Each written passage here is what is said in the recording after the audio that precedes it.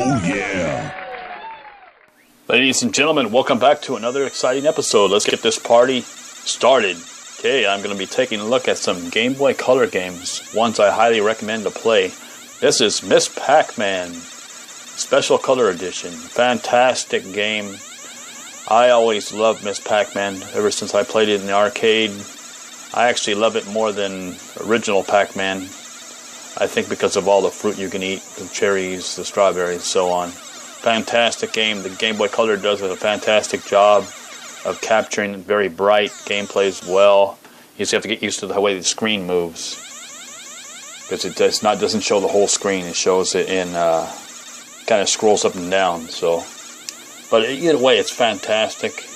Runs really smooth. It's Miss Pac-Man, and I love it. Let's see how I'm really doing terrible right now. I think it's because I'm just trying to show it off more than anything else. At least that's my excuse. Here's another fantastic one, Asteroids. I played this in the arcade way back in the old days. And this is a fantastic version. Very bright, colorful backgrounds. Lots of new power-ups, special weapons, and UFOs, and lots of other things in this game. Game is a fantastic version of Asteroids. I really like it, and there's some retro goodies in here for you people who played it back in the day, and I'll show it to you when it comes. So they added some little retro goodies, and they did a fantastic job with this one. I've always liked Asteroids. Oh, I missed that power-up. I'm not sure what that power-up was. I'm not used to the power-ups yet. A fantastic game for the Game Boy Color. Here's your throwback wire-framed asteroid that, when you blow it up, turns into 1979, reference to the arcade. Fantastic, very cool. Here's a UFO. Oh, I didn't turn around in time. Okay, got me. Game over. Didn't survive the asteroids. Balloon Fight, the WADA game. This is basically a sequel to the Nintendo version. A lot of new stuff in this game. Fantastic, has two modes. You're a little boy, little person with balloons, and you gotta fly to point A to point B, and then you just continue on going through all these obstacles. You have to dodge the birds, make sure they don't pop your balloons. If they pop, you have two chances. You have two balloons. If they pop one, it's harder to fly. You keep mashing the B button to flap your little arms to make you go higher. With one balloon, you have to mash it twice as much. What makes this version unique is you can go opt out and drop your balloons, let them fly off, and you can run sort of like on a platformer run on without the balloons and dodge the obstacles. But it seems to me much harder, because once you do it, once you do drop the balloons and you run on the platformer, everything moves from left to right. So you can't go back. So when you're doing it and you have no balloons, you have to make sure you take your jumps precisely. So if you miss it, there's no second chance. You're just basically going to die. And I really like the new upgrades. Got my little invincibility here, so I can whack some birds. Don't have to worry so much. Fantastic game. Little fire. There's a lot of new things in this game. I really like it. Very bright, colorful backgrounds. Gotta watch out, don't fly too close to the water, because there's a big giant fish that could swallow you whole. Let's see here. Now this is my very first episode of giving people a bunch of recommendations, so the videos will get better over time. I'm still working things out. Hopefully this worked out. The resolution looks okay on camera. I videoed it the best I could, so try to capture good resolution. Hopefully the sound sounds okay and everything else. So I really love the beautiful backgrounds in this game and everything. Just so colorful. Very fantastic. There's a fish. That was the fish that can swallow you whole if you fly too close to the water.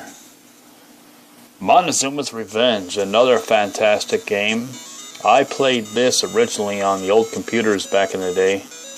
I can't remember which one. It was either an Apple IIc or Commodore 64 or both. But I do remember playing it. And I think they had it in some schools too that I was in, IBMs or something. But fantastic game. I really love this version too. Very colorful. It looks better than the old PCs. Of course, because it's more powerful, I guess. But it looks fantastic. Very colorful, bright. It's got a lot of puzzle elements to it because you can use a weapon and hit an enemy only once with it and it disappears. So you got to save your weapon sometimes, your sword, because it's only a one-time use, and use it for later on. It's got lots of puzzling elements. When to jump, not to jump. When to attack, not to attack, and try to find your way through the temple and collect all the treasure. See that knife right there? You can collect, but it's only a one-time use. And I just touched the fire on the rope. Burned my little tushy. Number 720, the first skateboarding game that I think ever existed. And the first time I played this, I was in the arcade and saw it, and I was blown away. Especially when I heard it talk and says, "Skate or die." Fantastic game. The Game Boy Color version, it looks a little rough nowadays, but actually, you know what? Actually, for its time, it was pretty cool. Basically, you got 4 events. I remember there's slalom, downhill, half pipe, and I forget the 4th. There's 4 events, and your board, you can score in each one of them. You get bronze, silver, or gold. And once you, like I just got a bronze, you get a little sticker that you can put on the bottom of your skateboard saying what you got. So we got downhill, jump. That's the other one. Jump, ramp, so on. So you have to get to these events before the time runs out. If the time runs out, there's these bees that chase you, sting you, so you got to get there before they do that. Batman Beyond, based on the cartoon. The cartoon where the new Robin is the new Batman. And Batman is basically paralyzed in a wheelchair and giving him orders. Fantastic game. I love it. It's got them fighting elements similar to Double Dragon, Battletoads, so on. Battle fight. Just go around beating people up. But it does have a little bit of puzzling elements. Well, basically you have to find out which doors to go through. You can easily get lost and things. You go through the wrong doors, just like I did. I went back into the door. But it's pretty fun. I like it. The graphics are very nice. Gameplay is fun. For a Game Boy Color game, the animation looks really good. And it's got some like a little a story to it also. So it's very cool. I like it. It's got like a, let's see what we got here now. Ghosts and Goblins, another game. I really like Ghosts and Goblins. I grew up playing it in arcade the first time. Got on my original Nintendo NES. I believe also on TurboGrafx 16 I had it. Or maybe that was Super, I can't remember. Either way, I remember for sure got on the NES. And I was really excited. But originally I played it in arcade. Loved the game. Loved the, probably one of the first zombie survival games. Arthur's doing it back in the day. So, zombies come out of the ground. You gotta watch out for these birds coming up. Watch out for zombies. You get little power-ups, different weapons, your lance, your daggers, your fire. I forget what else, water I think it is. And there's one other one, sword. Maybe that's on the Super Ghost and Goblins. But cool thing, very cool game. Okay, now I just got hit. Now I'm naked, only in my underwear. Lost my armor, so I have to get more armor. As you can see, it looks very good. Looks just as good as the Nintendo version, maybe better.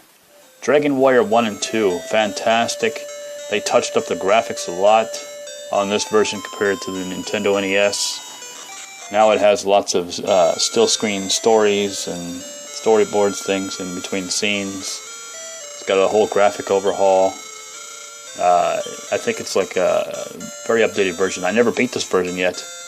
I actually didn't even get far into it. I should play it more. It's on my bucket list to do things to play. I have quite a few games on my backlog. This is one of them.